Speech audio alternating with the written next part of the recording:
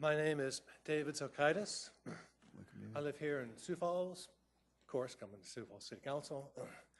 My place is a little north of Falls Park, and I'm here to talk about civil rights.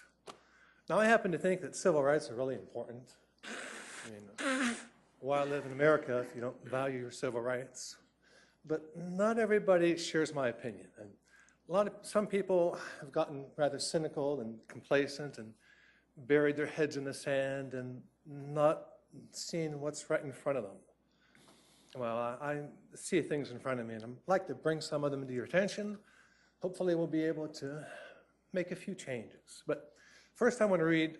I only have 5 minutes tonight, so I can't address all the world's problems. And I've got this letter I'm working on to a captain on the police force, and I'm only going to read the first half of it today because it's a long letter. So here we go. Greetings, Captain Mark Jensen. A couple of years ago, I briefly observed a group of police officers in a Lewis drug parking lot here in Sioux Falls. A little activity was occurring, but I decided to watch for a few minutes out of curiosity. I was standing still, about 50 feet away from the officers, when one of them approached me. He threatened to arrest me for supposedly interfering with his work merely by watching unobtrusively. He commanded me to get so far away that he wouldn't even be able to see me. After this incident, I filed a complaint which you handled. You resolved my complaint by excusing the officer's threat, claiming that he was just doing his job. Since that time, I've come across various court rulings which state that citizens have the right to videotape police without seeking permission. Here, for example, is a 2005 ruling taken from policeone.com. In Robinson versus Fetterman, the court ruled that there is a free speech right to film police officers in the performance of their public duties. We should carefully consider the impact of this ruling. Because I have the right to record police, the officer who threatened me was interfering with my civil rights.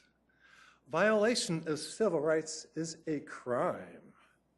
This court ruling further implies that you were obstructing justice when you excused this officer's actions.